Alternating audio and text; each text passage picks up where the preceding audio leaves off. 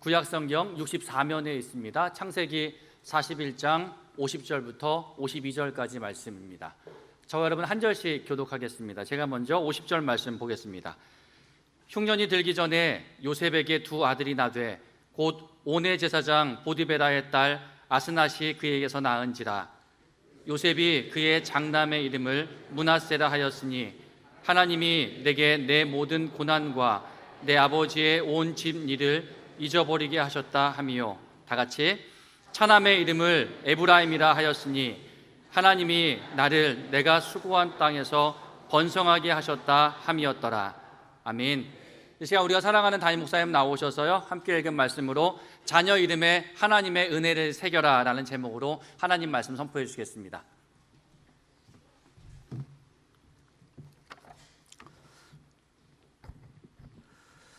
제 아들이 군대를 간 때였습니다. 훈련소를 나와서 공병학교를 나와가지고 이군 사령부에 있는 어떤 공병 부대에 배치를 받았습니다. 그런데 아들이 군대 갔다라고 하는 소식을 듣고 어떤 권사님이 저를 찾아오셔서 이렇게 물으셨습니다. 아들이 지금 어디 있느냐고. 그래서 제가 강원도 홍천 어디에 있다고 말씀을 드렸습니다. 그랬더니 권사님이 아주 반색을 하시면서 거기 군사령부에 우리 사위가 아주 높은 고위직에 있는데 제가 가서 얘기를 좀 해줄까요? 그러시길래 제가 그랬습니다. 아니요 권사님, 호의는 정말 고마운데요, 그렇게 안 하셔도 될 것 같습니다.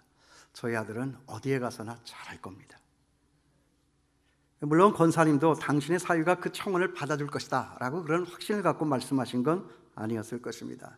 단지 목사의 아들이 군대를 갔다고 하니까 그 엄마된 심정으로, 그리고 목사의 걱정을 덜어서 교회를 더 열심히 잘 해달라고 하는 그런 뜻에서 아마 그런 말씀을 하신 것이 아닐까라고 짐작을 해보았습니다. 요즘에 청문회 전국을 지나면서 그때 일이 생각이 났습니다. 그러면서 그래도 나는 목사인데 장관보다는 나야지, 그런 생각도 해보게 되었습니다. 자식이 왼수라고 하는 말이 있습니다. 여러분 표정이 왜 갑자기, 제가 사투리를 해서 그런가요? 그럼 표준말로 하겠습니다. 자식의 원수다라고 하는 말이 있습니다. 이번에 어떤 장관 후보자를 봐도 그렇고 또 그 사람이 장관을 하면 안 된다라고 소리를 지르던 어느 야당의 국회의원을 봐도 그렇고, 그러나 여러분 사실 자식이 원수입니까? 그 자식들 내 마음대로, 내 방식대로, 내 욕심대로 키우려고 했던 우리 부모들이 죄인일 것입니다. 이런 면에서 여기 앉아서 예배드리는 저나 여러분, 우리들 모두가 정말 자식들 앞에서 자유하신지 모르겠습니다. 오늘 말씀은 자녀를 낳고 자녀의 이름을 짓는 것에 대한 말씀입니다. 여러분은 자녀를 낳고 그 자녀의 이름을 지을 때 어떻게 지으셨습니까? 누가 어떤 생각을 가지고 그 아이들의 이름을 지었습니까? 저희 때만 해도 아이를 낳고 아이의 이름을 짓는 것은 우리 엄마 아빠들이 아니었습니다. 대개는 집안의 어른들, 할머니 할아버지에게 부탁을 해서 아이들의 이름을 짓곤 했습니다. 저희 집도 그랬습니다. 그러나 지금은 그렇지 않습니다. 대개는 엄마 아빠가 이름을 짓습니다. 그런데 그 아이들의 이름에는 그 아이들 이름을 짓기 위해서 혼신의 힘을 다하는 우리 엄마 아빠들의 혼이 그 이름 속에 담겨 있습니다. 물론 아름답고 부르기 좋은 이름도 지어야 되겠지만 이 아이의 인생이 정말 이런 인생이 되면 좋겠다라고 하는 심정을 가지고 혼신을 다하여서 그 이름을 짓습니다. 그렇기 때문에 그 자녀들의 이름 속에는 그들 부모의 혼, 즉 그들 부모의 인생관과 세계관과 가치관이 담겨져 있습니다. 인생을 어떻게 볼 것이냐, 세상 우주 만물을 어떻게 바라볼 것이냐 하는 그것이 그 아이들의 이름 속에 담겨져 있다 하는 것이죠. 제가 중학교 때 저하고 제일 친한 친구 중에 하나의 이름은 용해였습니다. 용해, 그러니까 바다의 용. 얼마나 무시무시하고 폼나는 이름입니까? 그런데 문제는 뭐냐면 그가 가진 성이었습니다. 조씨였습니다. 그러니까 이를 합하면 조용해. 한 번은 그런 일이 있었어요. 수업 시간인데 아이들이 무척 떠들었습니다. 그러니까 선생님이 교탁을 탁 치면서 조용해 그랬습니다. 그때 제 옆에 있던 용해가 벌떡 일어나면서 네 하고 대답을 했습니다. 그래서 맞았습니다. 한참 맞았습니다. 졸고 있었던 거예요. 오늘 말씀을 보면 요셉이 여기 아들을 낳고 그 아들들의 이름을 짓는 얘기가 나옵니다. 먼저 큰 아이를 낳고 그 아이의 이름을 뭐라고 지었습니까? 거기에 51절입니다. 요셉이 그의 장남의 이름을 무레사라 하였으니 하나님이 내게 내 모든 고난과 내 아버지의 온 집리를 잊어버리게 하셨다 하며, 첫째 아들의 이름은 므낫세입니다. 그 므낫세라는 이름의 뜻은 잊어버렸다라고 하는 뜻이에요. 그러니까 이것을 조금 풀어서 해석을 하면 여기 성경이 나온 대로 하나님은 나의 고난과 나의 아버지 집의 모든 일을 다 잊게 하셨다. 아들의 이름을 짓는데 뜬금없이 하나님의 이름이 개입이 됩니다. 아들의 이름을 짓는데 그 인생 전체가 동원이 됩니다. 하나님과 만나서 하나님과 함께 살았던 그 인생 전체가 그 아이의 이름 속에 고스란히 담겨져 있는 것입니다. 그러니까 그 이름의 바탕에는 무엇이 있는 것입니까? 내가 아니라 하나님이 있는 것입니다.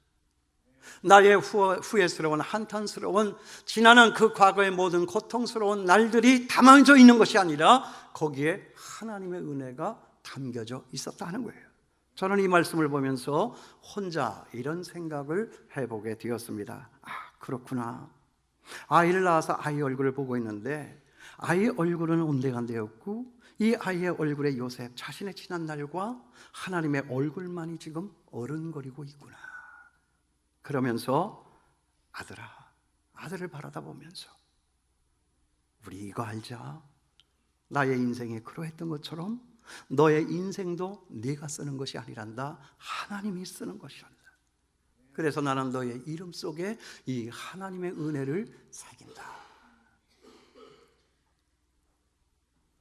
사실 요셉의 지난 과거를 추적해 들어가다 보면 도무지 치유될 것 같지가 않은 그런 많은 상처와 아픔들이 진열되어 있습니다. 태어난 지 얼마가 되지 않아서 엄마가 세상을 떠났습니다. 그리고 배다른 형제들이 막 엄청나게 핍박을 했습니다. 웅덩이에 가둬서 죽이려고도 했고, 또 그것도 모자라서 그들 모두가 인신매매단이 되어가지고 그 어린 요셉을 다른 나라로 종으로 노예로 팔아버립니다. 종으로 팔리고 노예로 팔렸지만 그래도 살아야 하니까 최선을 다하여서 살아보려고 애를 쓰고 있는데 그 이상한 아줌마 하나를 잘못 만나가지고 이상한 누명을 쓰고 감옥에 갇혀버립니다. 그러니까 이 요셉의 삶을 우리가 돌아다 보면 그 마음속에 원망과 분노 그리고 치유가 될 것 같지 않는 그런 수많은 상처들이 그 속에 뭉그러져 있습니다. 그런데요, 우리가 여기 성경 어디를 봐도요, 요셉에게는 그런 상처의 흔적들이 없습니다. 왜 그렇습니까? 여기 아들의 이름 므낫세의 그 신비를 풀 수 있는 단초가 발견이 되고 있다 하는 거죠. 하나님은 나의 모든 고난을 잊어버리게 하셨다. 그래서 므낫세인가요? 그래서 므낫세입니다. 과거의 아픔이 컸지만 그보다 하나님의 은혜는 더 컸다 하는 거예요. 사람들에게서 받은 내 상처는 컸지만 하나님의 은혜는 그것보다도 훨씬 더 컸다 하는 거예요. 그래서 아들의 이름을 부를 때마다 하나님이 나의 모든 고난을 잊어버리게 하셨다. 므낫세야, 므낫세야, 므낫세야. 아들을 낳고 아들의 이름을 부르면서 하나님의 은혜를 먼저 생각하는 것입니다. 오늘 나에게 와준 너, 오늘 우리 집에 와준 너, 내 아들, 너의 출생이 진정으로 아름답다. 그러므로 나는 너를 보면서 너의 이름에 이 하나님의 은혜를 새긴다.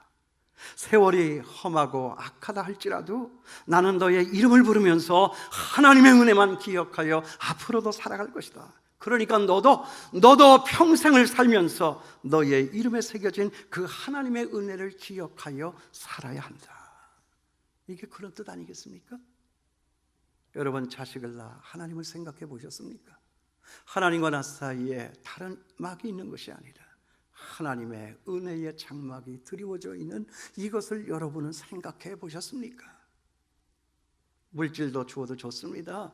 공부도 시켜야 합니다. 좋은 것도 먹여야 됩니다. 잘 되기를 바라는 그 마음도 있어야 할 것입니다. 그러나 그 모든 것들 다 뒤로 하고 먼저 하나님, 하나님의 은혜의 역사. 그래서 나는 너의 이름 속에 이 하나님의 은혜를 새긴다. 잊지 말아라. 기억해라. 하나님과 더불어 살아가야 할 인생이다. 이것이 므낫세입니다. 먼저는 그 아들의 이름을 짓는 자기, 그리고 또 그 다음에는 그 이름을 갖고 평생을 살아가야 할 그 아이. 여러분 기억할 수 있게 되기를 바랍니다. 그런데 그 은혜의 근거가 뭐죠? 바로 요 앞에 나타난 하나님의 은혜, 하나님의 축복, 그의 눈앞에 펼쳐진 가슴 벅찬 풍경입니다. 오늘 우리가 읽은 이 말씀 바로 그 앞에 46절에서 49절까지 있는 말씀이에요. 거기에 어떤 은혜스러운 가슴 벅찬 풍경이 펼쳐지고 있습니까? 제가 한번 읽어보겠습니다. 요셉이 애굽 왕 바로 앞에 설 때에 30세라. 그가 바로 앞을 떠나 애굽 온 땅을 순찰하니 7해 풍년에 토지 소출이 심히 많은지라. 요셉이 애굽 땅에 있는 그 7년 곡물을 거두어 각 성에 저장하되 각 성읍 주위에 밭의 곡물을 그 성읍 중에 쌓아두매 쌓아둔 곡식이 바다 모래같이 심히 많아 세기를 그쳤으니 그 수가 한이 없음이었더라. 쌓아둔 곡식이 바다의 모래알과 같이 심다 하니 세기 셀 수가 없어 세기를 거치니 그 수가 한이 없음이로라. 끝없이 그가 장만한 그 곡식 저장소에 곡식들이 가득히 차고 있다. 당시 세계 최강 애굽 나라의 총리가 된 거죠. 이 나라의 지금 제2인자입니다. 그때 그 나이가 30세입니다. 왕이 꾸었던 꿈은 그 꿈을 해석한 요셉의 해몽과도 같이 하나도 틀리지 않고 그 나라에는 이런 막중한 풍년이 들었습니다.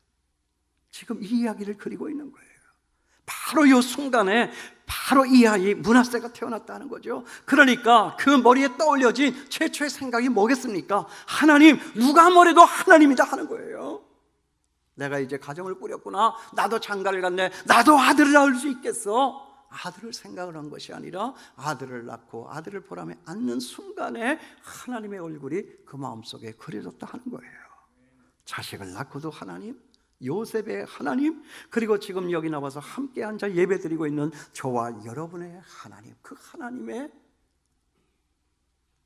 이름이 나타났다는 거죠. 여러분 힘드세요? 저와 여러분 우리들에게도 이런 역사가 펼쳐지게 될 것입니다. 여러분 끝이 좋으면 다 좋은 것입니다. 그런데 우리 인생의 그 끝자락에 누가 있습니까? 하나님이 계신다 하는 거예요. 그러므로 여러분 오늘 같은 이 추석 명절의 끝자락에 무엇을 기억하십니까? 내게 주실 이 하나님의 은혜, 그 은혜를 생각함으로 내 지난 과거의 모든 나쁜 기억들을 다 날려버리고 여기 요셉과 같이 므낫세라고 하는 이름의 찬미를 부르며 하나님 앞으로 나아가는 저와 여러분이 될 수 있게 되기를 바랍니다. 될 수 있습니다. 반드시 될 것입니다. 이걸 믿고 살아가는 것이 우리의 믿음입니다. 아니 이걸 믿고 살아가라고 오늘 이 말씀은 있다 하나님이 하는 것입니다. 요셉의 하나님이 저와 여러분의 하나님이세요. 하나님이 요셉의 인생을 그렇게 빚어가셨다며 여기 있는 저나 여러분 우리의 인생도 그렇게 빚어가 주실 줄을 믿습니다. 형들에게 핍박받고 있는 시절입니까? 억울한 일을 당해서 감옥에 갇혀 있는 때입니까? 아니면은 정말 난데없이 그런 연고도 알지를 못한 채 노예로 종으로 팔려가서 평생 그렇게 고생하며 사는 지금의 이 때입니까? 여러분 그 요셉의 국무총리가 되는 그 역사 저와 여러분 우리에게도 나타나게 될 줄을 믿습니다. 이거 믿는 게 우리 믿음이에요. 이것 때문에 오늘 말씀은 있다는 거죠. 그런데 그것뿐입니까? 그게 아니죠. 거기에 또 하나가 붙는 거예요. 그 뒤에 아들 또 하나가 나옵니다. 여러분 그의 이름이 무엇입니까? 에브라임. 하나님이 나를 내가 수고한 땅에서 번성하게 하셨다 함이었더라. 거기 52절에 있는 말씀이에요. 원래 이 에브라임이라고 하는 이 뜻은 두 배로 배상하셨다, 두 배로 배상하셨다 그런 뜻이에요. 내가 수고한 땅에서 번성하게 하셨다. 이 번성하게 하셨다라고 하는 이 말의 뜻은 하나님께서 내가 수고한 땅에서 나로 두 배나 배상을 해 주셨다라고 한 그런 뜻이에요. 그러니까 그 2배의 배상, 그 은혜의 근거가 무엇입니까? 여러분, 그거 따지기 전에 먼저 보상입니까? 배상입니까? 여러분 학습했잖아요. 얼마 전에 우리나라에도 이런 일 지나가지 않았습니까? 그런데 뭐 그런 거 따질 거 없습니다.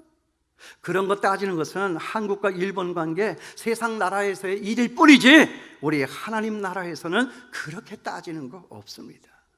뭐 하나님이 내 것 쓰셨으면 보상인 것이고 하나님이 내 것을 잘못되게 하셨으면 배상인 것인데, 그러나 하나님은 내 것을 쓰신 일이 없고요, 내가 가지고 있는 것을 잘못되게 하신 일도 없습니다. 하나님의 것을 쓴 거는 나고 하나님의 것을 잘못 쓴 거는 나지 하나님은 아니십니다. 그러므로 하나님은 우리에게 보상할 이유도 배상할 이유도 없으신 겁니다. 그런데 오늘 아들의 이름을 짓고 에브라임이라 지었으니 하나님께서 나로 2배나 배상케 하셨다.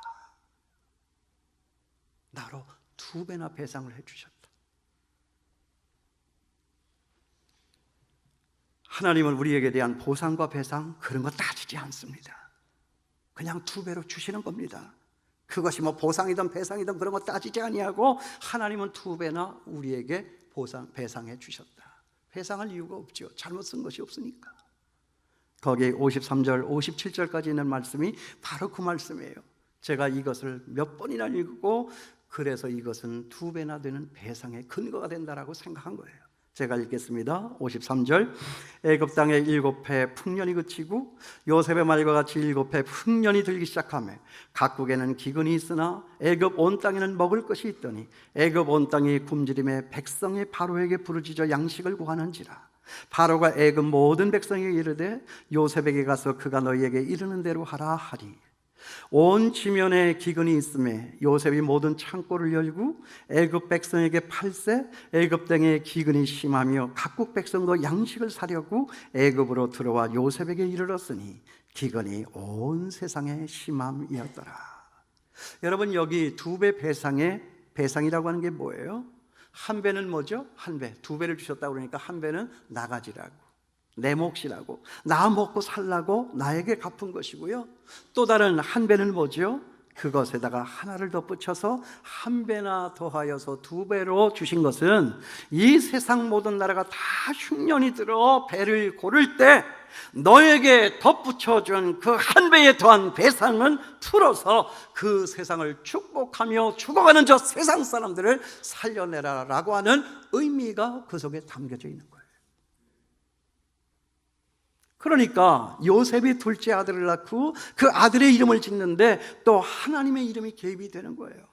하나님이 내가 수고한 땅에서 번성하게 하셨다 함이라.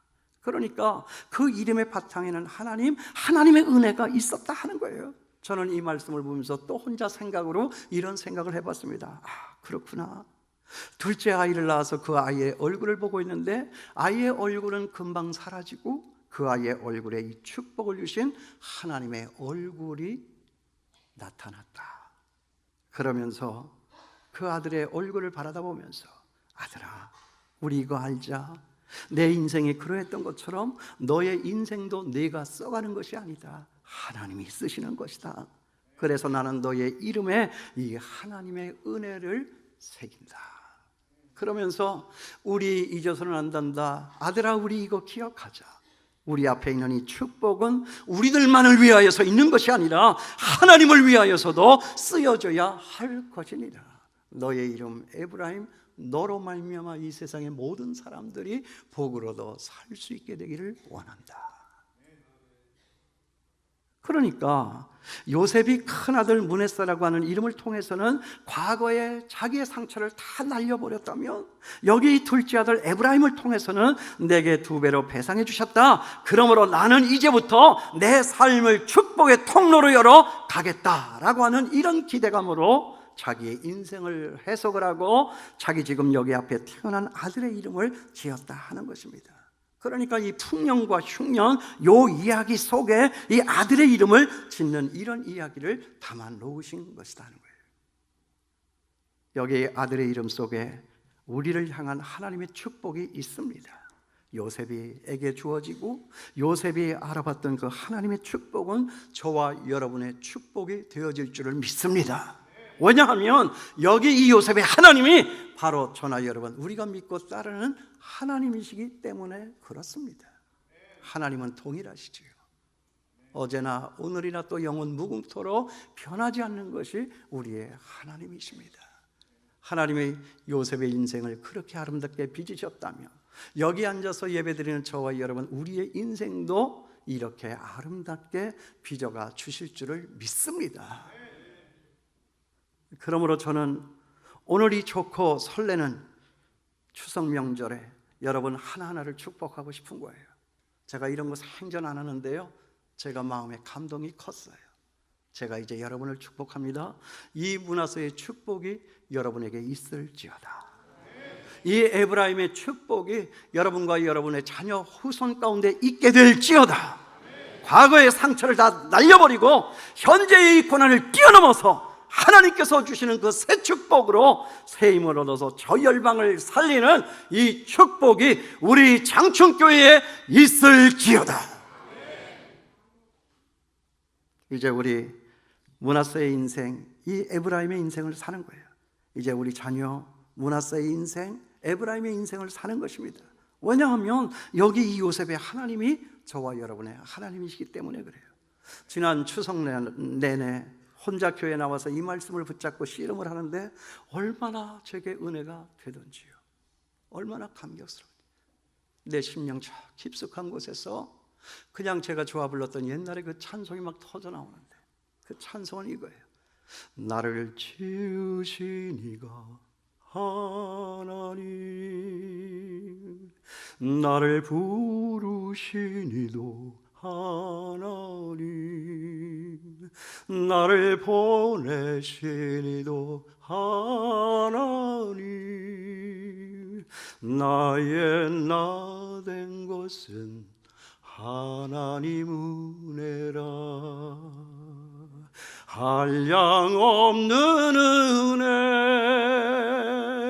갚을 길 없는 은혜, 나의 삶을 애워싸는 하나님의 은혜. 나 주저함 없이 그 땅을 밟음도 나를 붙드시는 하나님의 은혜.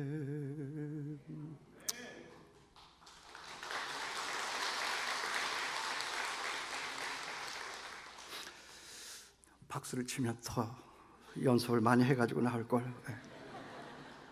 정말 이 노래를 부르면서 얼마나 많이 감격하고, 여러분 지금까지 살며 얼마나 힘드셨어요. 이 므낫세의 은혜, 이 은혜와 축복이 여러분의 삶 속에 새겨져 있는 걸 여러분 기억하십니까? 머물지 마세요. 좌절하지 마세요. 주저앉지 마세요. 돌아서지 마세요. 이 요셉의 하나님이 저와 여러분 우리의 하나님이세요. 지금은 우리가 보잘것없고 실패한 것 같고 남들 알아주지 않는 초라한 자리에 있다 할지라도 여러분 우리의 마지막 끝은 에브라임입니다. 하나님께서 우리로 2배나 배상케 하여 주셔서 정말 1배는 내가 먹고 살고 나머지 1배로 내 주변에 있는 모든 사람들을 만져 살릴 수 있는 그런 은혜가 내게 있다 하는 거지요. 저의 지난 날의 삶을 돌아다 볼 때 6살 때 그 가난한 시골에 던져져서 엄마 아빠도 없이 정말 힘들었어요. 정말 무서웠어요. 정말 외로웠어요. 도망을 가려고 해도 도망을 갈 수가 없는 그 정말 세월의 눌림이 얼마나 컸는지. 그러나 보세요. 하나님의 은혜는 은혜인 거예요. 지난 과거의 모든 아픔을 다 던져버리고 이제 하나님께서 내게 새롭게 주시는 그 에브라임의 축복, 이 축복을 가지고 저는 오늘도 이 자리에서 여러분들의 담임 목사가 되어서 여러분과 함께 예수 없어 죽어가는 저 세상을 바라다 보면서 저 세상 살리기 위해서 오늘도 우리는 전진하여 나아가고 있는 거예요. 추석날 아들 내외가 왔어요. 하루를 잤습니다. 그 다음날이 되었는데 이제 그 다음날은 이제 처가댁에 가야 되는 거예요, 아들이. 그러니까 이제 늦게들 일어났죠. 저는 새벽기도 갔다 왔고 그래가지고 이제 아침 겸 점심을 먹었어요. 다 먹고 났는데 이제 가야 할 시간이 된 거잖아요. 며느라기가 그래요. 어머니, 음식 많이 남았는데 이것 좀 싸주세요. 우리 기차에서 가면서 먹게요. 그랬더니 저희 집 사람이 좁아가지고 벌떡 일어나더니 그러자 하더니, 아니 그 남아있는 음식 그냥 도시락에 싸면 되는데 그걸 싸지를 않고 프라이팬에다 불을 달궈가지고 계란말이를 하고 또 멸치를 볶고, 여보 당신도 와가지고 이 오이 썰어 뭐 하면서 오이 무침을 만들고, 그래가지고 막 신나게 이제 애들이 먹는다고 그러니까 이렇게 하고 이제 막 열심히 하고 있는데, 그 중에 하나가 일에 참여하지 않는 나쁜 놈 하나가 있었죠. 그 아들이죠. 야, 이 녀석이 자기 역할이 없으니까 조금 이게 좀 윙구했나 봐요. 그러더니 열심히 일하고 있는 싱크대 앞에 있는 저한테 오더니 귀에다 대고 그래요. 아빠, 부럽지? 아빠, 엄마 보고 싶지? 내가 엄마 없이 자란 걸 알기 때문에. 그리고 그 다음에 마지막 말 하나를 더 붙여요. 아빠, 불쌍하다. 근데 그 얘기를 들으니까 갑자기 울컥하더라고요. 갑자기. 근데 가만히 생각해 보니까 아니더라는 거예요. 여호와 하나님은 나의 지난한 모든 과거의 일들을 은혜로서 다 물리쳐 주셨다. 다 녹여 주셨다. 하나도 정말 그런 일에 대해서 억울하다는 생각이 하나도 안 드는 거예요. 그리고 내가 나를 봐도 내가 불쌍하지가 않은 거예요. 그리고 내가 저를 봐도 부럽지가 않은 거예요. 부러우면 지는 거잖아요. 그런데 하나님의 은혜는 그 모든 것을 다 뛰어넘어서 나로 오늘 이 자리에 있게 하니까, 속으로 제가 아들을 보면서, 야 이놈아, 네가 아직도 덜 살아서 그렇지, 이 도시락을 받아 가지고 가는 너의 그 기쁨보다 이 도시락을 싸주어 가져가게 하는 나의 기쁨이 더 큰 것을 너는 알지를 못할 거다. 여러분, 이것이 에브라임의 축복이고 이것이 므낫세의 축복이 아닐까요? 여러분, 오늘 이 요셉의 하나님, 우리의 하나님 되심을 기억하면서 낙심하지 말고요, 세상 살리기 위해서 우리가 있는 것이고요, 과거의 아픔을 다 녹여 하나님의 영광 바라보며 일하게 하기 위해 오늘 우리가 여기 모인 것이니까 끝까지 이 믿음의 권투 쉬지 말고 달려갈 수 있게 되길 바랍니다. 아픔이 아무리 커도 하나님의 은혜는 더 크고요, 앞으로의 우리의 살아가야 할 날들 아무리 험하고 악해도요, 모든 것을 돌파하여 그 속에서 헤매고 죽어가는 사람들에게 줄 수 있는 그 축복의 은혜가 저와 여러분 우리에게 있는 건 믿으시고 끝까지 잘 달려나가시고, 우리들의 아이들의 우리 앞에 또 아이가 새로 태어날지는 모르겠지만 지금까지는 다 건너간 것이고, 만약에 그런 일이 우리 앞에 있다면, 그래도 손자라도 태어난다면, 손자의 손자가 또 태어난다 할지라도 그 아이를 바라다보며 그 아이들의 이름 속에 여기 요셉처럼 하나님의 은혜를 새길 수 있는 저와 여러분 될 수 있게 되기를 주님의 이름으로 축원합니다. 기도하겠습니다.